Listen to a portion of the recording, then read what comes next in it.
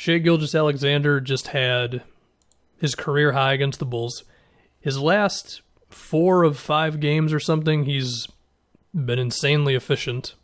Not every single game from him has been great this year, but I feel like he's shown enough off for me to say that if we fast forward a couple years and he works on some things and probably gains a little bit of weight, he can be thought of as a mid-20s scorer and really just one of the better players in the league, multi-time all-star, that sort of thing, and potentially even more if he really pops. Now, I'm just going to talk about him on offense here, but I will acknowledge defensively Shai has been really good in his first 2 years and can only assume he's just going to keep that up.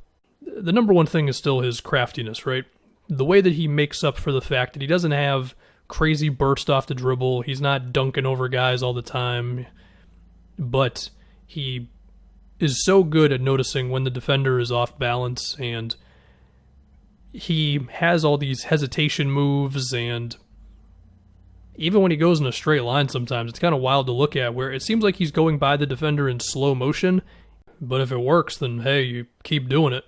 One thing I really like that he does sometimes is he'll call for a screen, and then he'll notice that the defender is getting ready to fight over the screen, and then he'll just cross over the other way, and he gets right inside. He's also started to get used to getting the defender on his back to where he can then comfortably either go with a floater or dump it off to his big guy or just keep the dribble alive and, you go for a left or right-handed layup depending on where the rim protector is.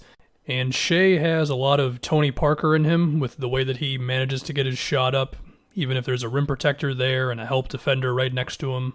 Shai's playmaking has also made some strides this season. He's up to 6 assists a game. I still think he has somewhere to go as a passer. There are times when you look at some of these, and I will talk about some of his not-so-good games this year because I think those are important too. There are times when he goes to a floater kind of quickly or he pulls up kind of fast and there's a shooter open in the corner that he could have passed to, that sort of thing. But still, his passing in his 3rd season, he's up to 6 assists a game, and he definitely pulls off some impressive ones where he does notice the shooter in the corner, that sort of thing. If I can get back to his scoring, though, I do want to talk about the 3-ball a little bit. So he has gotten himself in trouble sometimes by being a little too quick to take step-back threes. There was one game against the Pelicans where it seemed like he took like 3 in a row or something, and none of them went in, and it was kind of awkward. We'll have to see with that. He does like pull-up threes when the defender doesn't step up on him on the screen. I think that's a good shot. And if he's going to have that, and he's going to combine it with how crafty he is when he does go around the screen, then, well, he's going to keep doing what he's doing. He's already at 21 points a game, and I think he can average more. I feel like right now defenders are still kind of daring him to take that shot, because before this season, Shai wasn't a great three-point shooter. His percentages were not bad, but he didn't take too many. So that shot is probably going to be a bit of a process for him. We'll see if it's smart of him to take it every time they dare him to. We'll see if he should just use that space to get a little momentum going, and maybe he can just get by the big guy who is dropping a little bit on him. And finally, I want to get to his floater game, his scoop shot game, his shoot a layup with the opposite hand of the side of the hoop that he's on, if that makes sense, game. All that stuff is very good. However, when you do look at some of the not-so-good games he's had this year, where he's had some kind of ugly shooting performances, it's usually because those shots just simply don't go in. I think the loudest example of this was his last shot against the Pelicans in a very close game where it seemed like he had an extra dribble to the basket, but he went with this sort of, 10-foot baseline jump shot thing.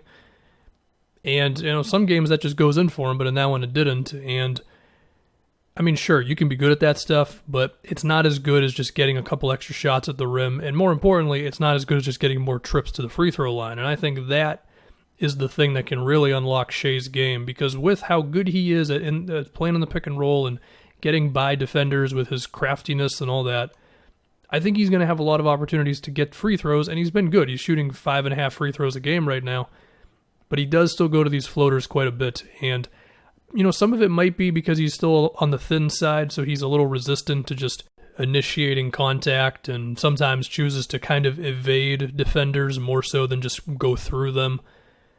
So we'll see there. even so, the almost 6 free throws a game, that's pretty good for your third season. He's going in the right direction. I'm just saying for the sake of how can he like really maximize his talents. I think OKC has done a decent job so far of running some off-ball action for him and then allowing him to get a little separation on the defender beforehand. Even so, sometimes it's just Shai brings it up court, does a little in-and-out dribble, and just gets inside, which is fine. And then there's, of course, the healthy dose of pick and rolls and all that.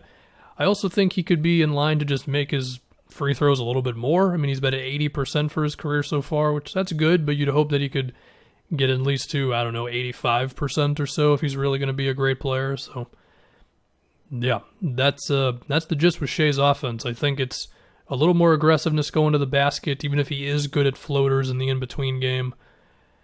And we'll see if the three-pointer is real and probably just attempting a couple more threes a game as well. He's up to 5 threes attempted right now.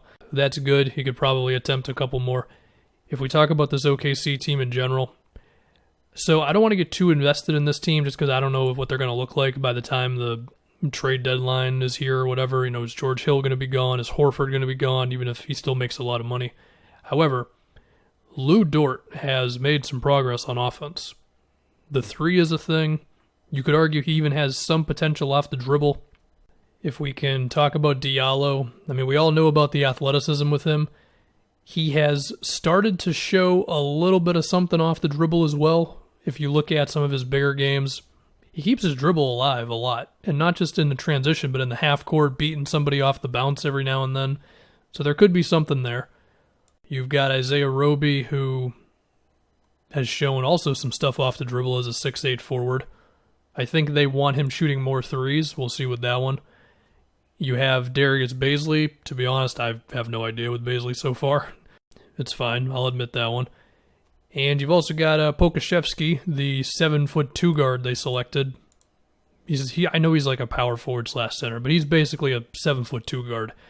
And his shots have simply not gone in so far, so we'll see with him. But I think with this OKC team in general, they have been like kind of good so far. Defensively, they've been a lot better than a big critic of this team could have foreseen. At the same time, few blowout losses, a couple of really close wins. I'm assuming they would rather trade George Hill and Horford for stuff than keep them. I think we can all kind of see the way this season is going to end for the Thunder, but it doesn't mean it can't be a good time while it's happening. And of course, Shai is the number one guy in the whole thing, and I assume OKC would like to pair up Shai with a high draft pick for this upcoming draft. Actually, most likely 2 high picks. The odds are that they will get the Rockets pick, which is probably going to be a lottery pick. Unless it falls in the top 4, then it goes to Houston. And then they can kind of go from there. They're probably going to want to be bad again next year, because if they're good, then their pick goes to the Hawks. So, that's just how it's going to be for a couple years with this team, but they should come out the other side looking pretty good.